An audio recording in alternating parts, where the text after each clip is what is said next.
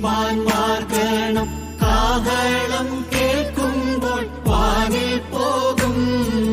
കാത്തിരിക്കുന്നവൻ ശുദ്ധിമാന്മാർ ഗണം കാഹളം കേൾക്കുമ്പോൾ വാനിൽ പോകും. യേശു കർത്താവിന്റെ പൊന്മുഖം കാണുമ്പോൾ എത്രയോ സന്തോഷം സോദരരേ. യേശു കർത്താവിന്റെ പൊന്മുഖം കാണുമ്പോൾ എത്രയോ സന്തോഷം സോദരരേ.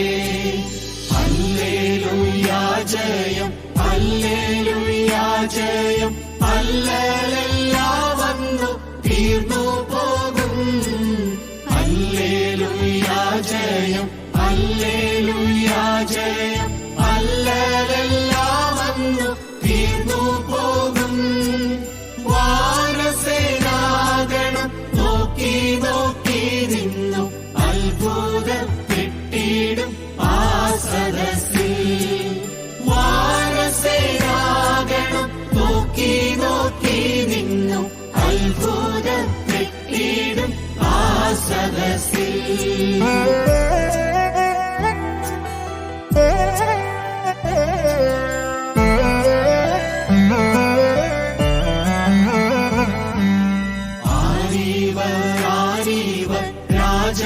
രാജനോടൊപ്പമായി പന്തിരിപ്പതു സത്യസഭ. ആരീവർ രാജനോടൊപ്പമായി പന്തിരിപ്പതു സത്യസഭ. പൊന്നേശു തമ്പുരാൻ ചിന്തിയ രക്തത്തിൻ ഫലമാം വിശുദ്ധ കൂട്ടമത്രേ. പൊന്നേശു തമ്പുരാൻ ചിന്തിയ രക്തത്തിൻ ഫലമാം വിശുദ്ധ കൂട്ടമത്രേ. ഹല്ലേലൂയാ ജയം, ഹല്ലേലൂയാ ജയം, ഹല്ലേലൂയാ വന്നു തീർന്നു പോകും. ഹല്ലേലൂയാ ജയം, ഹല്ലേലൂയാ ജയം, ഹല്ലേലൂയാ വന്നു തീർന്നു പോകും. വാനസേനാഗണം നോക്കി നോക്കി നിന്നു അത്ഭുതപ്പെട്ടിടും ആ സദസ്സിൽ. വാനസേനാഗണം നോക്കി നോക്കി നിന്നു അത്ഭുതപ്പെട്ടിടും ആ സദസ്സിൽ.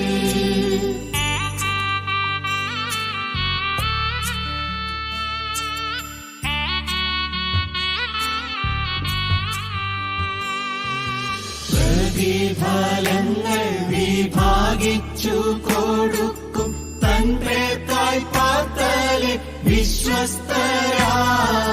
പ്രതിഫലങ്ങൾ വിഭാഗിച്ചു കൊടുക്കും തൻ പേർക്കായി പാർത്തലെ വിശ്വസ്തരാൻ. ജീവിതം ചെയ്തതൻ ശുദ്ധിമാന്മാർ ഗണം വാങ്ങിടും സമ്മാനം ആ സദസ്സിൽ. ജീവിതം ചെയ്തതൻ ശുദ്ധിമാന്മാർ ഗണം വാങ്ങിടും സമ്മാനം ആ സദസ്സിൽ.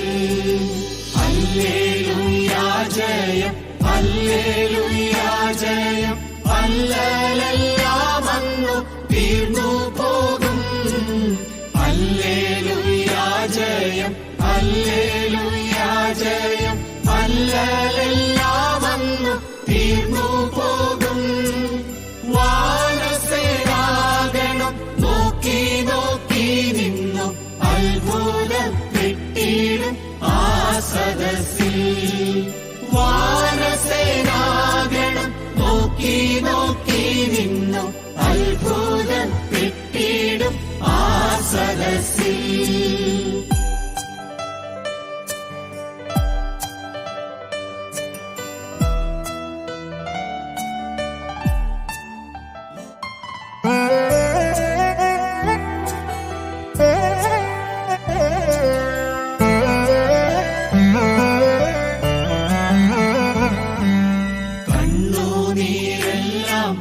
തുടച്ചിടുമേ അന്ന് എത്രയോ സന്തോഷം ആ സദസ്സിൽ. കണ്ണുനീരെല്ലാം തുടച്ചിടുമേ അന്ന്, എത്രയോ സന്തോഷം ആ സദസ്സിൽ. കുഞ്ഞാട്ടിൻ കല്യാണശാലയാം വാനത്തിൽ കല്യാണ വേളയാഘോഷമത്രേ. കുഞ്ഞാട്ടിൻ കല്യാണശാലയാം വാനത്തിൽ കല്യാണ വേളയാഘോഷമത്രേ. ഹല്ലേലൂയാ ജയം, ഹല്ലേലൂയാ ജയം. അല്ലലെല്ലാം വന്നു തീർന്നു പോകും. ഹല്ലേലൂയാ ജയം, ഹല്ലേലൂയാ ജയം. അല്ലലെല്ലാം വന്നു തീർന്നു പോകും. വാനസേനാഗണം നോക്കി നോക്കി നിന്നു അത്ഭുതപ്പെട്ടിടും ആ സദസ്സിൽ. വാനസേനാഗണം നോക്കി നോക്കി നിന്നു അത്ഭുതപ്പെട്ടിടും ആ സദസ്സിൽ. ദൈവത്തിന് സ്തോത്രം. നമുക്ക് യോഹന്നാന്റെ സുവിശേഷം 3-ാം അധ്യായം എടുക്കാം. അതിൻ്റെ ആദ്യത്തെ 5 വാക്യങ്ങൾ നമുക്ക് വായിക്കാം. പരീശന്മാരുടെ കൂട്ടത്തിൽ യഹൂദന്മാരുടെ ഒരു പ്രമാണിയായി നിക്കോദമോസ് എന്ന പേരുള്ള ഒരു മനുഷ്യനുണ്ടായിരുന്നു. അവൻ രാത്രിയിൽ അവന്റെ അടുക്കൽ വന്ന് അവനോട്, റബി, നീ ദൈവത്തിന്റെ അടുക്കൽ നിന്ന് ഉപദേഷ്ടാവായി വന്നിരിക്കുന്നുവെന്ന് ഞങ്ങൾ അറിയുന്നു. ദൈവം തന്നോടുകൂടെ ഇല്ലെങ്കിൽ നീ ചെയ്യുന്ന ഈ അടയാളങ്ങളെ ചെയ്യുവാൻ ആർക്കും കഴിയുകയില്ല എന്ന് പറഞ്ഞു. യേശു അവനോട്, ആമേനാമേൻ ഞാൻ നിന്നോട് പറയുന്നു, പുതുതായി ജനിച്ചില്ല എങ്കിൽ ദൈവരാജ്യം കാണുവാൻ ആർക്കും കഴിയുകയില്ല എന്ന് ഉത്തരം പറഞ്ഞു. നിക്കോദമോസ് അവനോട്, മനുഷ്യൻ വൃദ്ധനായ ശേഷം ജനിക്കുന്നത് എങ്ങനെ? രണ്ടാമതും അമ്മയുടെ ഉദരത്തിൽ കിടന്ന് ജനിക്കാമോ എന്ന് ചോദിച്ചു. അതിനെ യേശു, ആമേനാമേൻ ഞാൻ നിന്നോട് പറയുന്നു, വെള്ളത്താലും ആത്മാവിനാലും ജനിച്ചില്ല എങ്കിൽ ദൈവരാജ്യത്തിൽ കടപ്പാൻ ആർക്കും കഴിയുകയില്ല. ദൈവത്തിന് സ്തോത്രം. പ്രിയപ്പെട്ടവരെ, നിക്കോദിമോസിനോട് യേശു ഒരു കാര്യവും കൂടെ പറഞ്ഞു. അത് 10-ാമത്തെ വാക്യം. യേശു അവനോട് ഉത്തരം പറഞ്ഞത്, നീ ഇസ്രായേലിന്റെ ഉപദേഷ്ടാവായിരുന്നിട്ടും ഇത് അറിയുന്നില്ലയോ? ദൈവത്തിന് സ്തോത്രം. പ്രിയപ്പെട്ടവരെ, പലർക്കും അറിയേണ്ടതായ കാര്യം അറിഞ്ഞുകൂടാ. നിക്കോദിമോസ് അക്കാലത്ത് അന്നത്തെ സഭയിലെ ദേവാലയത്തോട് ബന്ധപ്പെട്ട് ജീവിച്ചു വന്ന ഒരു മനുഷ്യൻ, അന്നത്തെ ഒരു സഭയിലെ ഒരു ഭക്തനായ മനുഷ്യൻ, ഒരു പ്രമാണിയായ മനുഷ്യൻ, ഒരു മാന്യനായ മനുഷ്യൻ. വലിയ സാക്ഷ്യക്കുറവുള്ളതായ യാതൊരു സ്വഭാവവും ആ നിക്കോദിമോസിനുണ്ടായിരുന്നില്ല.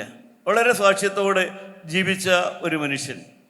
ആ മനുഷ്യൻ തീർച്ചയായിട്ടും തനിക്ക് സ്വർഗരാജ്യമുണ്ടെന്നും ദൈവരാജ്യമുണ്ടെന്നും അന്നത്തെ നിലയിലുള്ള ആ ഒരു വിശ്വാസത്തിൽ സമ്പന്നനായിരുന്നു.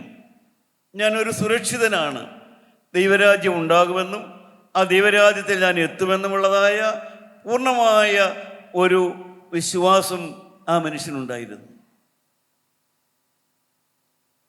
അക്കാലത്തും സ്വർഗരാജ്യത്തിൽ പോകുമോ എന്ന് സംശയമുള്ള ആളുകളുണ്ടായിരുന്നു. അങ്ങനെ സംശയമുള്ള ഒരു പ്രമാണി യേശുവിൻ്റെ അടുക്കൽ വരികയുണ്ടായി. സ്വർഗരാജ്യം പ്രാപിക്കാൻ ഞാൻ എന്ത് ചെയ്യണമെന്നൊക്കെ ചോദിച്ചു. പക്ഷേ ഈ നിക്കോദിമോസ് അങ്ങനെയുള്ള ഒരാളൊന്നും ആയിരുന്നില്ല.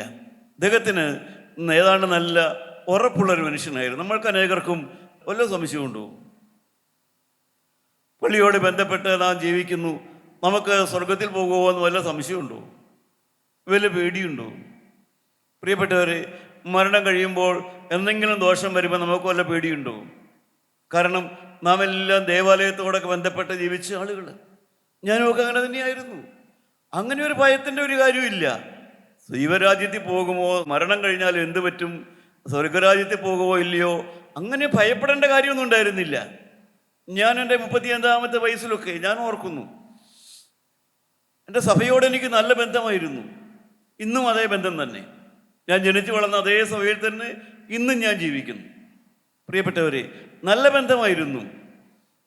എനിക്ക് മരിച്ചു കഴിഞ്ഞാൽ സ്വർഗത്തിൽ പോകുമോ ഇല്ലയോ എന്നുള്ളതിനെക്കുറിച്ച് എനിക്കൊരു സംശയവും ഉണ്ടായിരുന്നില്ല. കാരണം എല്ലാവരും വർഷങ്ങളായിട്ട് സഭാപിതാക്കന്മാർ ഗീതങ്ങൾ പാടുന്നു, ഗീതങ്ങൾ ആലപിക്കുന്നു, പ്രമ്യൂനുകൾ വായിക്കുന്നു, പാട്ടുകൾ പാടുന്നു, മരണാനന്തര ശുശ്രൂഷകൾ പാടുന്നു, അവിടെ ശവക്കല്ലറിയിൽ ധൂപം വയ്ക്കുന്നു, നാളോത്ത് കഴിക്കുന്നു, എല്ലാം ചിട്ടയായി നടക്കുന്നു. പിന്നെ എന്തിനു ഭയപ്പെടണം? എന്തിനാ ഭയപ്പെടേണ്ടത്? അതിനെക്കുറിച്ചൊക്കെ എന്തിനാ സംശയം വരേണ്ടത്? ഭയപ്പെടേണ്ടതായ യാതൊരു കാര്യവും എനിക്ക് ആ കാലത്ത് തോന്നിയിരുന്നില്ല. പിന്നെ എങ്ങനെയാണ് മനുഷ്യൻ ഉയർത്തെഴുന്നേൽക്കുന്നത്? അതൊന്നും എനിക്ക് നിശ്ചയമുണ്ടായിരുന്നില്ല. മരിച്ചു കഴിഞ്ഞ് ആ വ്യക്തിയുടെ തലയ്ക്കൽ കഴിക്കുന്ന പ്രാർത്ഥന കൊണ്ടാണോ ആ മനുഷ്യൻ ഉയർത്തെഴുന്നേൽക്കുന്നത്? അതെനിക്ക് നിശ്ചയമുണ്ടായിരുന്നില്ല. മരിച്ചു കഴിഞ്ഞ് കല്ലറയ്ക്കൽ ചെന്ന് ധൂപം വയ്ക്കുന്നത് കൊണ്ടാണോ ഉയർത്തെഴുന്നേൽക്കുന്നത്? അതൊന്നും എനിക്ക് നിശ്ചയമുണ്ടായിരുന്നില്ല. പക്ഷേ എനിക്ക് ഭയമുണ്ടായിരുന്നില്ല. കാരണം ഭയപ്പെടാൻ തക്കതായ അറിവും ഉണ്ടായിരുന്നില്ല. അതാണ് സത്യം. നിക്കോദീമോസിനും അങ്ങനെ ഭയമൊന്നും ഉണ്ടായിരുന്നില്ല.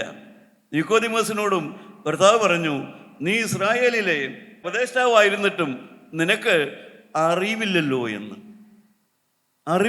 എന്ന്. പ്രിയപ്പെട്ടവരെ, നമുക്ക് അറിവുണ്ടെന്ന് നാം വിചാരിക്കുന്നു. പക്ഷേ യേശു ക്രിസ്തു നിക്കോദീമോസിനോട് പറഞ്ഞു, നിക്കോദീമോസേ, നീ എല്ലാം ആണെങ്കിലും നിനക്ക് ശരിയായ അറിവില്ല, ശരിയായ പരിജ്ഞാനമില്ല, ശരിയായ ആത്മീയ വെളിച്ചമില്ല. ദൈവമക്കളെ, എനിക്ക് നിങ്ങളോടും പറയാനുള്ളത് തന്നെയാണ്. നമുക്ക് അറിവുണ്ടെന്നാണ് നമ്മുടെ വിചാരം, അറിയാമെന്നാണ് നമ്മുടെ എല്ലാം ധാരണ. എനിക്ക് ഏതാണ്ട് എല്ലാം അറിയാം. പക്ഷേ യേശുക്രിസ്തു മാത്രമേ ഈ നമ്മളോട് പറയാൻ ധൈര്യം കാണിക്കുകയുള്ളൂ. മറ്റാരും ആ ധൈര്യം കാണിക്കില്ല. നിനക്ക് അറിവില്ല എന്ന് പറയാനുള്ളതായ ധൈര്യം. ഈ നിക്കോദീമോസിനെ നാം പിന്നീട് കാണുന്നത്, അന്ന് കർത്താവായ യേശുവിന്റെ അടുക്കൽ വന്നു, ഇതെല്ലാം ചോദിച്ചു, സ്വർഗ്ഗരാജ്യമൊക്കെ കിട്ടുമെന്ന് കരുതി വന്നപ്പോൾ കർത്താവായ യേശു ക്രിസ്തു എന്നോട് പറഞ്ഞു, നിക്കോദീമോസേ, ഇന്നത്തെ അവസ്ഥയിൽ നിനക്ക് കിട്ടൂല, ഇന്നത്തെ നിന്റെ അവസ്ഥയിൽ നിനക്ക് ദൈവരാജ്യം കിട്ടൂല. നീ വീണ്ടും ജനിച്ചില്ല എങ്കിൽ നിനക്ക് ദൈവരാജ്യം കാണാൻ സാധിക്കില്ല, നീ അവിടെ കിടക്കുകയുമില്ല എന്ന് പറഞ്ഞു. പ്രിയപ്പെട്ടവരെ, അവൻ ശരിയാണ് ധരിച്ച്, ഉറപ്പാണ് ധരിച്ച് വന്നതായ ആ കാര്യം. അവൻ്റെ സമ്പത്തിനെ കുറിച്ച് കർത്താവ് പറഞ്ഞില്ല, അവൻ്റെ വിവാഹത്തെക്കുറിച്ച് കർത്താവ് പറഞ്ഞില്ല, അവൻ്റെ പള്ളിയിലെ സ്ഥാനത്തെക്കുറിച്ച് കർത്താവ് പറഞ്ഞില്ല, അവൻ്റെ വസ്തുവകകളെക്കുറിച്ച് കർത്താവ് പറഞ്ഞില്ല. അതിനൊന്നും എന്തെങ്കിലും ദോഷം വരുമെന്ന് കർത്താവ് പറഞ്ഞില്ല. നിന്റെ പള്ളിയിലെ സ്ഥാനം പോകുമെന്നോ, നിന്റെ കുടുംബത്തിലെ മക്കൾക്ക് കേടുവരുമെന്നോ, നിനക്ക് രോഗം വരുമെന്നോ ഒന്നും കർത്താവ് പറഞ്ഞില്ല. നിനക്ക് മരണം വരെയും ഇങ്ങനെ സുഖമായിട്ട് പോകാം. കർത്താവ് പറഞ്ഞ വാക്കിൻ്റെ അർത്ഥതാ, മരണം വരെയും നിനക്ക് ഇങ്ങനെ സുഖമായിട്ടങ്ങ് പോകാം. ഇന്ന് പോകുന്ന പോലെ പ്രമാണിയായിട്ട് നിന്റെ അറിവ് വെച്ചുകൊണ്ടങ്ങ് പോകാം. പക്ഷേ നീ മരണം കഴിയുമ്പോൾ ദൈവരാജ്യത്തിൽ കിടക്കൂല. പ്രിയപ്പെട്ടവരെ, ഇതാണ് കർത്താവിന് നമ്മളോട് പറയാനുള്ളത്.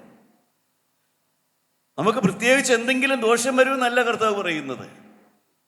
മരണം കഴിയുമ്പോൾ നാം പ്രതീക്ഷിക്കുന്നതായ ആ പുനരുത്ഥാനം, ആ നീതിമാന്മാരുടെ പുനരുത്ഥാനം, ആ സമാധാനമുള്ള ദേശം, അവിടത്തേക്ക് ശരണത്താലേ നിൻ കൃപയിൽ മരണമടഞ്ഞൊരു ദാസരെ നിൻ ജീവസ്വരം ഉണർത്തണമേ എന്ന് പറയുന്നതായ ആ പ്രത്യാശയിലേക്ക് കടന്നു പോകില്ല.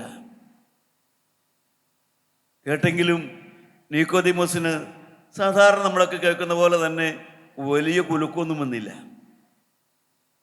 ദൈവരാജ്യം കാണൂല എന്നൊക്കെ പറഞ്ഞിട്ട് നിക്കോദീമോസിന് കുലുക്കൊന്നും ഉണ്ടായില്ല. അതൊന്നും കേട്ടിട്ട് അപ്പം തന്നെ നിക്കോദീമോസ് മുട്ടുമടക്കി, അയ്യോ എന്നാൽ എനിക്ക് ഇപ്പം തന്നെ അത് വേണമെന്ന് പറയല്ലേ ചെയ്തത്. നിക്കോദീമോസ് നമ്മൾ അനേകരെ പോലെ തന്നെ കേട്ടിട്ട് സന്തോഷമായിട്ടങ്ങ് പോയി, വീട്ടിൽ പോയി സുഖമായിട്ടങ്ങ് ജീവിച്ചു. പിന്നീട് നാം ഈ നിക്കോദീമോസിനെ കാണുന്നത് യോഹന്നാന്റെ സുവിശേഷം 19-ാം അധ്യായം 39-ാമത്തെ വാക്യത്തിലാണ്. യോഹന്നാൻ 19:39 നാം കാണുന്നു ഈ നിക്കോദീമോസിനെ. ആദ്യം രാത്രിയിൽ അടുക്കൽ വന്ന നിക്കോദമോസും ഏകദേശം 100 റാത്തൽ മൂറും അകിലും കൊണ്ടുള്ള ഒരു കൂട്ട് കൊണ്ടുവന്നു. പ്രിയപ്പെട്ടവരെ, കർത്താവായ യേശുവിനെ ക്രൂശിൽ മരിച്ചതായ ആ വെള്ളിയാഴ്ച, ആ ദുഃഖ വെള്ളിയാഴ്ച, കർത്താവായ യേശുവിനെ കബറിൽ നിന്ന് ഇറക്കി കബറിൽ അടക്കുന്നതിന് വേണ്ടി സമീപത്തുള്ളതായ ഒരു കല്ലറയിൽ അടക്കുന്നതിന് വേണ്ടിയിട്ട് അന്നത്തെ മന്ത്രിയായിരുന്ന ഈ യൗസേപ്പിനോട് ചേർന്ന് ഈ നിക്കോദീമോസിനെ നാം കാണുകയാണ്. ഏതാണ്ടൊരു 3 കൊല്ലം കഴിഞ്ഞപ്പോൾ അതുവരെയും ഈ വചനം കേട്ടതിൻ്റെ യാതൊരു ക്ഷോഭവും ഇല്ല, ഒരു പ്രയാസവും ഇല്ല. പക്ഷേ കേട്ടതായ വചനം അകത്ത് കിടപ്പുണ്ട്. ആ കേട്ടതായ വചനം അകത്ത് അത് ഉറങ്ങുകയല്ല, അത് പ്രവർത്തിച്ചുകൊണ്ടിരിക്കുകയാണ്. ദൈവമക്കളെ, നാം ഇന്ന് വചനം കേൾക്കുന്നു. ദൈവത്തിൻ്റെ വചനം, വിശുദ്ധ വേദപുസ്തകം എന്ന് പറയുന്നത് ആറ്റം ബോംബ് പോലെയൊന്നുമല്ല. ആറ്റം ബോംബാണെങ്കിൽ ഇപ്പം പൊട്ടിയാൽ ഇപ്പം തന്നെ അതിൻ്റെ ഫലം അറിയാം. ഇപ്പം പൊട്ടിയാൽ നാളെ അല്ല ഫലം ഉണ്ടാകുന്നത്. ഇപ്പോൾ ആറ്റം ബോംബ് പൊട്ടിയാൽ ഇപ്പം അറിയാം അതിൻ്റെ ഫലം. നമുക്കറിയാം, സർക്കാർ ഉത്തരവ് നമ്മൾ വായിച്ചിട്ടുണ്ട്.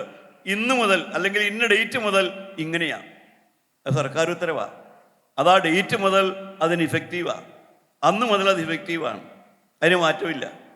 എന്നാൽ ദൈവത്തിൻ്റെ വചനം അപ്രകാരം പെട്ടെന്നൊന്നും ഫലമുണ്ടായെന്ന് വരില്ല. പെട്ടെന്ന് നമ്മുടെ ജീവിതത്തിൽ നാം അന്ന് അംഗീകരിച്ചൊന്നും വരില്ല. ദൈവത്തിൻ്റെ വചനം എങ്ങനെയാണെന്ന് സദൃശവാക്യം എഴുതിയ സോളമൻ പറയും. സദൃശവാക്യം 4-ാം അധ്യായത്തിൻ്റെ 18-ാമത്തെ വാക്യത്തിൽ പറയും ദൈവത്തിൻ്റെ വചനം എങ്ങനെയാണ് മനുഷ്യൻ്റെ ഉള്ളിൽ പ്രവർത്തിക്കുന്നതെന്ന്. സദൃശവാക്യം 4:18 വായിക്കാം. നീതിമാന്മാരുടെ പാതയോ പ്രഭാതത്തിന്റെ വെളിച്ചം പോലെ, അത് നട്ടുച്ചവരെ അധികമധികം ശോഭിച്ചു വരുന്നു. പ്രിയപ്പെട്ടവരെ, ദൈവത്തിൻ്റെ വചനം ഒരു മനുഷ്യൻ്റെ അകത്ത് വന്നാൽ രാവിലെ സൂര്യൻ ഉദിക്കുന്ന പോലെ ആ സൂര്യൻ പതുക്കെ പതുക്കെ ചൂട് പിടിച്ച് വെളിച്ചമുണ്ടായി നട്ടുച്ചവരെ അത് വെളിച്ചമാകുന്നത് പോലെയാണ് പലപ്പോഴും ദൈവത്തിൻ്റെ വചനം മനുഷ്യൻ്റെ ഉള്ളിൽ പ്രവർത്തിക്കുന്നത്. എല്ലാവരുടെയും അങ്ങനെ ആവണമെന്നില്ല. ചിലരെല്ലാം അന്ന് തന്നെ മാനസാന്തരപ്പെടും. പക്ഷേ പലരും, ഞാനൊക്കെ അന്ന് തന്നെ ഒന്നും മാനസാന്തരപ്പെട്ടില്ല. പക്ഷേ എൻ്റെ വിവാഹം കഴിഞ്ഞ് ഞാൻ ദൈവവചനം കേൾക്കാനൊക്കെ പോയി തുടങ്ങി.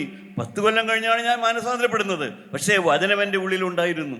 നിക്കോദിമോസിൻ്റെ ഉള്ളിൽ വചനമുണ്ടായിരുന്നു. കർത്താവായ യേശു ആ കുരിശിൽ മരിച്ചതായ ആ ദിവസം 4 പേര് മാനസാന്തരപ്പെട്ടു. കർത്താവിനെ ക്രൂശിച്ചതായ ആ ദിവസം നിങ്ങൾക്കറിയാമല്ലോ 4 പേര്. ഒന്ന് വലത്തുഭാഗത്തെ കള്ളൻ, രണ്ടാമത് ക്രൂശിച്ചതായ ശതാധിപൻ, മൂന്നാമത് യൗസേപ്പ്, മന്ത്രിയായ യൗസേപ്പ്, മൂന്നാമത് ഈ പരീക്ഷ പ്രമാണിയായ നിക്കോദിമോസ്. എൻ്റെ പ്രിയപ്പെട്ടവരെ, ദൈവത്തിൻ്റെ വചനം അത് ഹൃദയത്തിലേക്ക് ചെന്നിട്ട് അത് അവിടെ അടങ്ങി പാർക്കുക.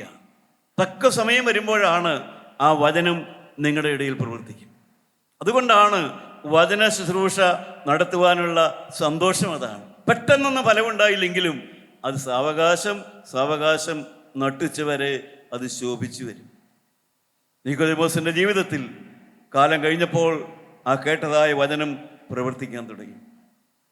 നിങ്ങളിന്ന് വചനം കേൾക്കുന്ന അനേകരുടെ ജീവിതത്തിൽ ദൈവമക്കളെ ഇന്ന് തന്നെ, ഇപ്പോൾ തന്നെ അത് ഫലം കാണിച്ചെന്ന് വരില്ല. പക്ഷേ അത് തീർച്ചയായും ഫലം കായ്ക്കും. കാരണം ദൈവത്തിൻ്റെ വചനം കെട്ടുപോകാത്ത വിത്താണ്.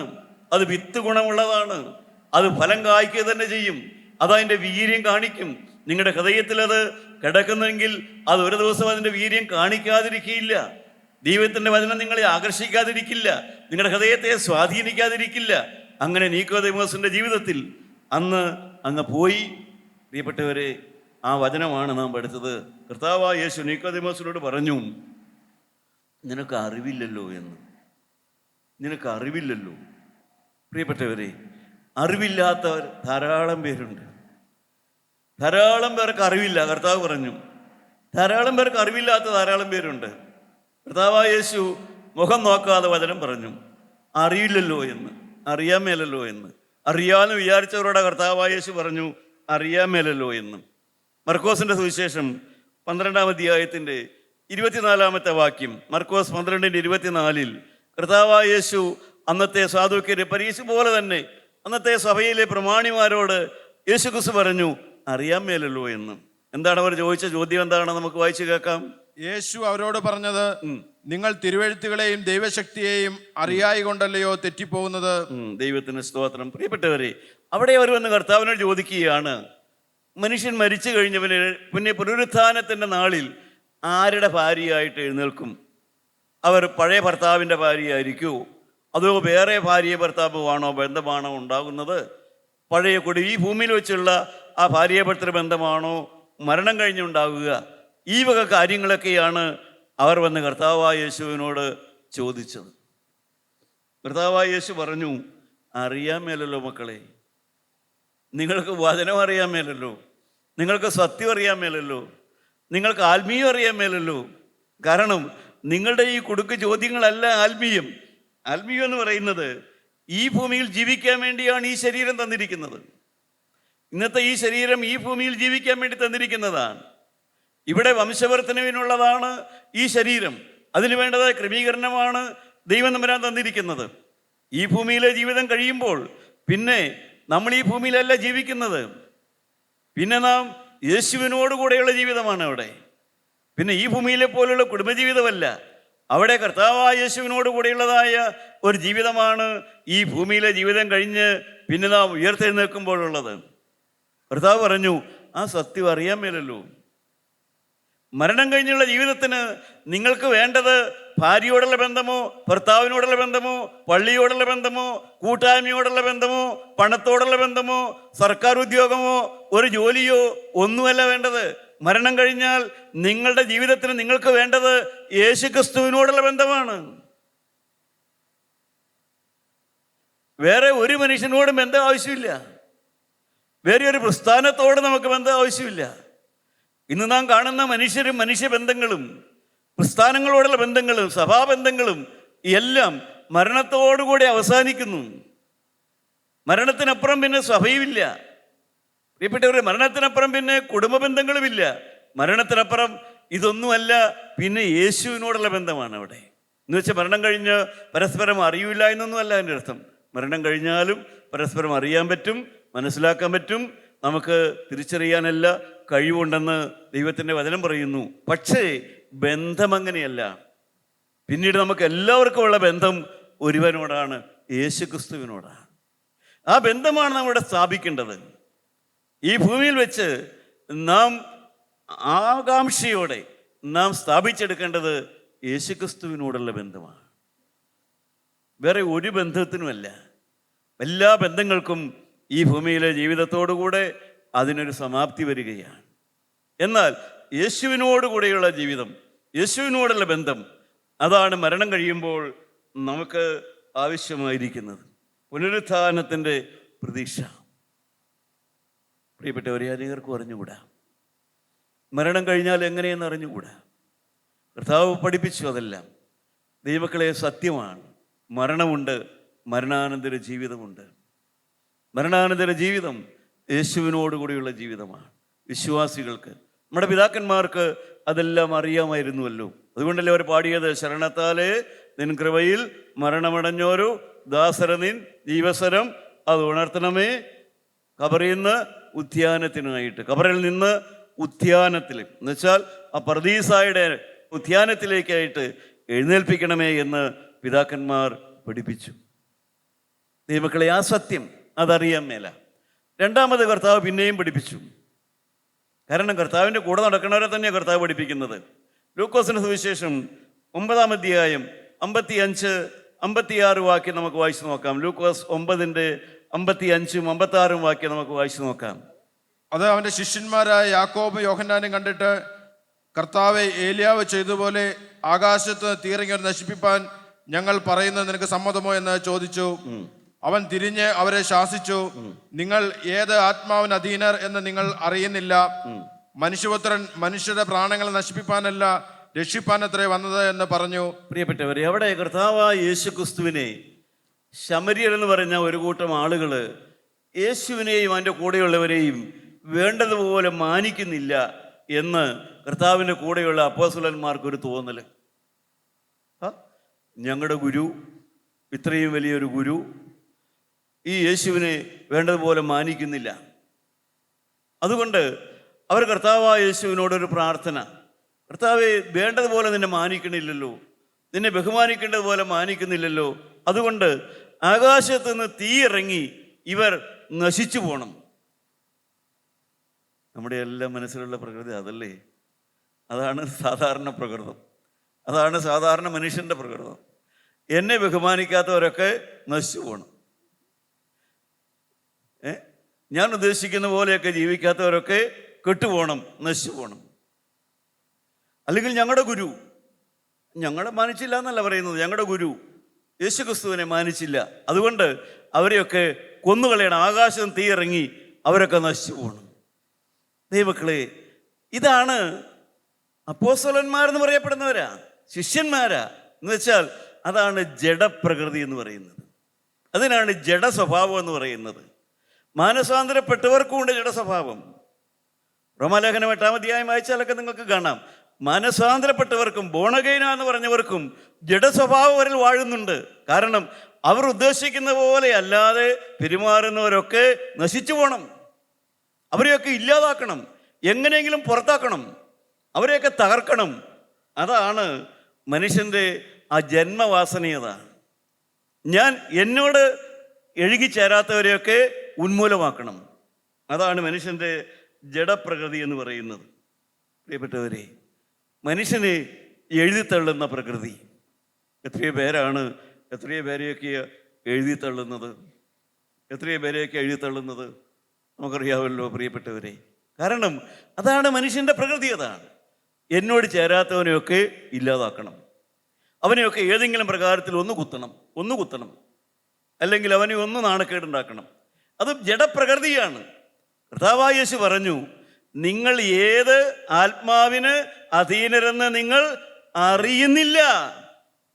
സഹോദര, മറ്റുള്ളവനെ തകർക്കാനുള്ള നിന്റെ ഉദ്ദേശത്തിന്റെ പിന്നിൽ നിന്റെ അകത്ത് ദുരാത്മാവാണ്, ദൈവത്തിൻ്റെ ആത്മാവല്ല. മറ്റുള്ളവനെ താഴ്ത്തിക്കെട്ടാനുള്ള നിന്റെ വ്യഗ്രതയുടെ പിന്നിൽ നിന്റെ ഉള്ളിൽ സാത്താൻ്റെ ആത്മാവാണ്, ദൈവത്തിൻ്റെ ആത്മാവല്ല. നിങ്ങൾ ഏതാത്മാവിന് അധീനരെന്ന് നിങ്ങൾ അറിയുന്നില്ലല്ലോ. അവർ താഴ്ത്തിക്കെട്ടി ശമര്യാദേശം. ആ ശമര്യാദേശത്ത് കർത്താവ് ചെന്നിട്ട് അവിടെ ഒരു സ്ത്രീയോട് സംസാരിച്ചു, ശമര്യാക്കാരിയോട്. അവൾ കുടം അവിടെ വെച്ചിട്ട് പട്ടണത്തിലേക്ക് ചെന്ന്, ഞാൻ യേശുക്രിസ്തുവിനെ കണ്ടു എന്ന് ജനത്തെ അറിയിച്ചു. പ്രിയപ്പെട്ടവരെ, തീ ഇറക്കണമെന്ന് പറയുന്ന ദേശത്ത് നിന്നാണ് തീയുള്ള ദൈവമക്കൾ എഴുന്നേറ്റത്. നശിപ്പിക്കണമെന്ന് പറഞ്ഞവരിടയിൽ നിന്നാണ് സുവിശേഷകന്മാർ എഴുന്നേറ്റത്. ആ ജനത്തെ നശിപ്പിക്കണമെന്നാണ് അവർ പറഞ്ഞത്. അവരുടെ ഇടയിൽ നിന്നാണ് സുവിശേഷകർ എഴുന്നേറ്റു. അവരുടെ ഇടയിൽ നിന്നാണ്, നിങ്ങൾ അപ്പോസ്തലപ്രവൃത്തികൾ വായിച്ചാൽ അറിയാം, ശമര്യർ ആത്മാവിൽ നിറഞ്ഞു. ആത്മാവിൻ്റെ തീ അവരുടെ മേലിറങ്ങി. അവർ നശിച്ചു പോകണമെന്ന് പറഞ്ഞവർ തന്നെ ലജ്ജിച്ചു പോയി. സഹോദര, നിന്നെ തകർക്കാൻ ആഗ്രഹിക്കുന്നവൻ ലജ്ജിക്കും. നീ ദൈവത്തോട് ചേർന്ന് നിന്നാൽ, നീ ക്രിസ്തുവിനോട് ചേർന്ന് നിന്നാൽ, നിന്നെ താഴ്ത്തിക്കെട്ടാൻ ആഗ്രഹിക്കുന്നവർ അവർ മാറുകയുള്ളൂ. ദൈവം നിന്നെ ഉയർത്തും. ഇഫ്താഹ് വേശ്യാപുത്രനാണെന്ന് ആളുകൾ പറഞ്ഞു. ശരിയാ, അവൻ്റെ അമ്മ വേശ്യയായിരുന്നു, അതുകൊണ്ട് വേശ്യാപുത്രനാണ്. അതുകൊണ്ട് അവന് ഭക്തനാകാനൊന്നും കൊള്ളൂല്ല, സുവിശേഷ വേലയ്ക്കൊന്നും കൊള്ളൂല്ല, സുവിശേഷ പ്രസംഗത്തിനൊന്നും കൊള്ളൂല്ല അവനെ. കാരണം വേശ്യയുടെ മോനല്ലേ. വേശ്യയുടെ മോൻ എങ്ങനെയാണ് സുവിശേഷം പ്രസംഗിക്കുന്നത്? നാണക്കേടല്ലേ, മോശമല്ലേ. അതുകൊണ്ട് അവനെ വേണ്ട എന്നവർ തീരുമാനിച്ചു. പക്ഷേ നാം വായിക്കുന്നു, ഈ വേശ്യാപുത്രനെ ജീവനുള്ള ദൈവം കയ്യിലെടുത്തു. അവൻ നിർത്തിക്കൊണ്ട ദൈവം അത്ഭുതം പ്രവർത്തിച്ചു. അവൻ വിശ്വാസികളുടെ ഗണത്തിൽ ഈ എണ്ണപ്പെട്ടു. എൻ്റെ പ്രിയപ്പെട്ടവരെ, ആരെയും താഴ്ത്തിക്കെട്ടരുത് കേട്ടോ. ആരെയും താഴ്ത്തിക്കെട്ടാൻ നോക്കരുത്. നാം താഴ്ത്തിക്കെട്ടിയാലും ദൈവം ഉയർത്തും. നാം താഴ്ത്തിക്കെട്ടിയവരെ ഉയർത്താൻ ജീവനുള്ള ഒരു ദൈവമുണ്ട്. ദൈവത്തിന് സ്തോത്രം. നിങ്ങൾ ഏതാത്മാവിന് അധീനരെന്ന് നിങ്ങൾ അറിയുന്നില്ല. വീണ്ടും നമുക്ക് നോക്കാം, അറിവുകേട്ടിലേക്ക് വരാം. ലൂക്കോസിന്റെ സുവിശേഷം 19-ാം അധ്യായം വായിക്കാം. 41-42 വാക്യം വായിച്ചു നോക്കാം. 41-42 വാക്യം. അവൻ നഗരത്തിനെ സമീപിച്ചപ്പോൾ അതിനെ കണ്ട് അതിനെക്കുറിച്ച് കരഞ്ഞു. ഈ നാളിൽ നിന്റെ സമാധാനത്തിനുള്ളത് നീ മറഞ്ഞുവെങ്കിൽ കൊള്ളായിരുന്നു, ഇപ്പോഴോ അത് നിന്റെ കണ്ണിന് മറഞ്ഞിരിക്കുന്നു. സമാധാനത്തിനുള്ള വഴി അറിയാൻ മേല. അന്ന് യെരുശലേമിനെ നോക്കിക്കൊണ്ടാണ് കർത്താവ് പറയുന്നത്. അന്നത്തെ ആത്മീയത്തിൻ്റെ കേന്ദ്രമാണത്. യെരുശലേം ദേവാലയത്തിൻ്റെ കേന്ദ്രം, ആത്മീയത്തിൻ്റെ കേന്ദ്രം. പക്ഷേ അവിടെ നോക്കിക്കൊണ്ട് കർത്താവായ യേശു പറഞ്ഞു, നിനക്ക് സമാധാനത്തിൻ്റെ വഴി അവർക്ക് അറിഞ്ഞുകൂടാ എന്ന്. എന്താണ് പ്രിയപ്പെട്ടവരെ സമാധാനത്തിൻ്റെ വഴി? യെരമ്യാ പ്രവാചകൻ പറഞ്ഞു കൊടുക്കുന്നുണ്ട് എന്താണ് ആ വഴിയെന്ന്. 13-ാം അധ്യായത്തിൻ്റെ 27-ാമത്തെ വാക്യം, യെരമ്യാ പ്രവാചകന്റെ പുസ്തകം 13-27 പറയും, എന്താണ് ഈ സമാധാനത്തിൻ്റെ വഴി അറിഞ്ഞുകൂടാ എന്ന് പറഞ്ഞതിൻ്റെ അർത്ഥം എന്താണ്? വായിച്ചു നോക്കാം. യെരമ്യാ 13-27. നിന്റെ വ്യഭിചാരം, മതഗർജനം, വേശ്യാവൃത്തിയുടെ വഷളത്വം എന്നീ മ്ലേച്ഛതകളെ ഞാൻ വയലുകളിലെ കുന്നുകളിന്മേൽ കണ്ടിരിക്കുന്നു. യെരുശലേമേ, നിനക്ക് അയ്യോ കഷ്ടം, നിർമ്മലമായിരിക്കാൻ നിനക്ക് മനസ്സില്ല. പ്രിയപ്പെട്ടവരെ, അതാണ് പ്രശ്നം. നിർമ്മലനായിരിക്കാൻ മനസ്സില്ല, പാപം കൂടാ ജീവിക്കാൻ മനസ്സില്ല, നിർമ്മലനായി ജീവിക്കാൻ മനസ്സില്ല, മദ്യപാനം ഉപേക്ഷിക്കാൻ മനസ്സില്ല. അറിഞ്ഞുകൂടാന്ന് പറഞ്ഞതാ. കലഹമില്ലാതെ ജീവിക്കാൻ എനിക്ക് അറിഞ്ഞുകൂടാ, വീട്ടിൽ കോലാഹലമില്ലാതെ പെരുമാറാൻ അറിഞ്ഞുകൂടാ, ഭാര്യയും ഭർത്താവും കൂടെ സംസാരിച്ചാൽ പിണങ്ങാതെ സ്നേഹത്തിൽ കഴിയാൻ അറിഞ്ഞുകൂടാ. നിർമ്മലമായിരിക്കാൻ നിനക്ക് മനസ്സില്ല. അന്നത്തെ ആത്മീയത്തിൻ്റെ കേന്ദ്രത്തെ നോക്കിക്കൊണ്ടാണ് പ്രവാചകൻ വിളിച്ചു പറഞ്ഞു, സമാധാനത്തിൻ്റെ വഴി നിനക്ക് അറിഞ്ഞുകൂടാന്ന് യേശു പറഞ്ഞു. സമാധാനത്തിൻ്റെ വഴി എന്ന് പറയുന്നത് വിശുദ്ധിയുടെ വഴിയാണ്, സ്നേഹത്തിൻ്റെ വഴിയാണ്. അത് മനുഷ്യർക്ക് അറിഞ്ഞുകൂടാ. 120 സങ്കീർത്തനത്തിൽ പറയും, 120 സങ്കീർത്തനത്തിൻ്റെ അവസാനത്തെ വാക്യത്തിലേക്ക് വരുമ്പോൾ നമുക്ക് വായിക്കാൻ സാധിക്കും, സമാധാന ദ്വേഷിയോടുകൂടെ എനിക്ക് ജീവിച്ച് മതിയായി. സമാധാന ദ്വേഷിയോടുകൂടി എനിക്ക് ജീവിച്ച് മതിയായി, ഞാൻ സമാധാനപ്രിയനാകുന്നു. സഹോദരങ്ങളെ, ഇന്ന് കുടുംബങ്ങൾക്ക് ഇത് അറിഞ്ഞുകൂടാ, മനുഷ്യർക്ക് അറിഞ്ഞുകൂടാ. ഇത് മതിയെന്ന് വയ്ക്കാൻ അറിഞ്ഞുകൂടാ, മദ്യപാനം മതിയാക്കാൻ അറിഞ്ഞുകൂടാ, അതിൽ നിന്ന് രക്ഷപ്പെടുന്ന എങ്ങനെയെന്ന് അറിഞ്ഞുകൂടാ, അതിൽ നിന്ന് പുറത്ത് കിടക്കുന്നത് എങ്ങനെയെന്ന് അറിഞ്ഞുകൂടാ. പലരും അടിമയെപ്പോലെ മദ്യപിച്ചു പോവുകയാണ്, അടിമത്തം കാണിക്കുന്ന പോലെ മദ്യപിച്ചു പോവുകയാണ്. കാരണം പുറത്ത് കിടക്കാൻ അവർക്ക് അറിഞ്ഞുകൂടാ. അതിൽ പുറത്ത് കിടക്കാനുള്ള വഴി ദൈവത്തിൻ്റെ വചനത്തിലുണ്ട്, ഈ വിശുദ്ധ വേദപുസ്തകത്തിലുണ്ട്.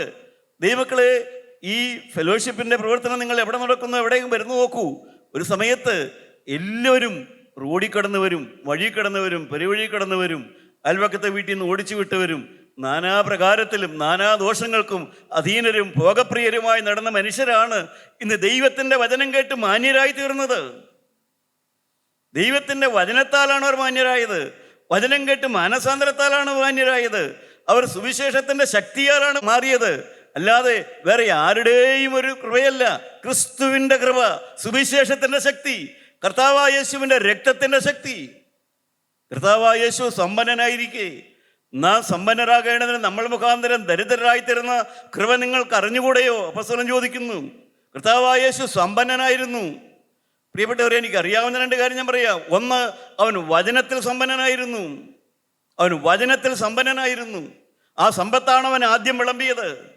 കർത്താവായ യേശുവിൻ്റെ മനുഷ്യാവതാര കാലത്ത് ആ സമ്പത്താണ് അവന് വിളമ്പിക്കൊടുത്തത്. വചനത്തിൻ്റെ സമ്പത്ത്. വചനം വചനം വചനം, ശക്തിയുള്ളതായ വചനം, ജീവനുണ്ടാക്കുന്ന വചനം, വീണ്ടും ജനിപ്പിക്കുന്ന വചനം, കെടുന്ന ബീജത്താലല്ല കെടാത്തതിനാലും ജീവനുള്ളതും നിലനിൽക്കുന്നതുമായ ദൈവത്തിൻ്റെ വചനത്താൽ അവൻ ആത്മാക്കളെ വീണ്ടും ജനിപ്പിച്ചുകൊണ്ടിരുന്നു.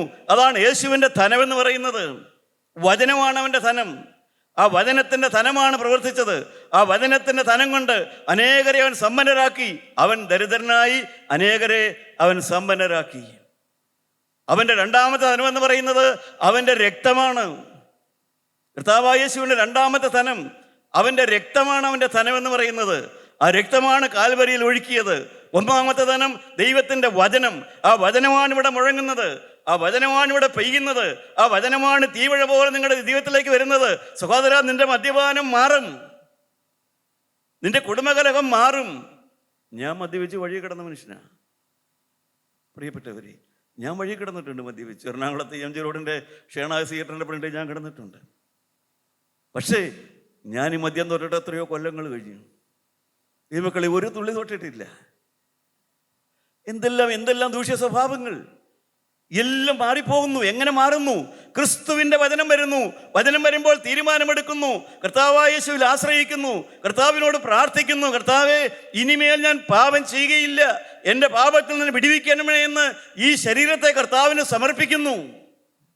ആരെല്ലാം തലവണക്കി കൊടുക്കുന്നുണ്ട്. പ്രാവിനടക്കാൻ അനുവാദം കൊടുക്കുന്നുണ്ട്. സ്വർഗത്തിലെ പ്രാവിന് എൻ്റെ തലമേലിരിക്കാൻ സഹോദരിമാരെ നിങ്ങൾക്ക് അനുവാദം കൊടുക്കാവോ? പ്രിയ കുഞ്ഞെ, നിനക്ക് അനുവാദം കൊടുക്കാവോ?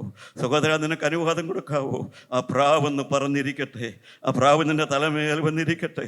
അത് സമാധാനത്തിൻ്റെ പ്രാവാണ്, അത് വിശുദ്ധിയുടെ പ്രാവാണ്, അത് സ്നേഹത്തിൻ്റെ പ്രാവാണ്, അത് സമാസ്വസ്ഥയുടെ പ്രാവാണ്, ആ ദൈവരാജ്യത്തിൽ നിന്ന് വന്ന പ്രാവാണ്, നിന്നെ സ്വർഗത്തിൽ കൊണ്ടുപോകാൻ കഴിവുള്ള പ്രാവാണ്. ആ പ്രാവിന് ഇടം കൊടുക്കുക, പരിശുദ്ധാത്മാവിന് ഇടം കൊടുക്കുക. സ്വർഗീയ കാറ്റ് എന്നെ നോക്കി വീശണമേ, സ്വർഗീയ പ്രാവേ എൻ്റെ മേൽ വന്നിരിക്കണമേ. ആ വെള്ളപ്രാക്കൾ ഇറങ്ങി വരട്ടെ, സ്ഥലമേൽ ഇറങ്ങി വരട്ടെ, ആത്മാവ് വ്യാപരിക്കട്ടെ. ആത്മാവിനെ കൊതിയോടെ ആഗ്രഹിക്കുന്നവരെല്ലാം ഉണ്ട്. അവർക്ക് കരങ്ങൾ ഉയർത്തി കർത്താവിനോട് പറയാം, കർത്താവേ, ഈ കാറ്റെൻ്റെ മേലെന്ന് ഊതണമേ, ഈ പ്രാവിൻ്റെ തലമേലെന്ന് വന്നിരിക്കണമേ. ഈ തല ദുഷ്ടതയുള്ളതാണ്, ഈ തല ചീത്തയാണ്, ചീത്ത ചിന്തകളുള്ളതാണ്. അതിൻ്റെ മേൽ ഇതാ വിശുദ്ധിയുടെ പ്രാവ് ഇറങ്ങട്ടെ, ആത്മാവ് ഇറങ്ങട്ടെ, ആത്മാവ് സൗഖ്യം തരട്ടെ, ആത്മാവ് ബന്ധനക്കയറുകളെ പൊട്ടിക്കട്ടെ, രോഗാത്മാക്കളെ വിടുവിക്കട്ടെ, ദുരാത്മാക്കളെ വിടുവിക്കട്ടെ.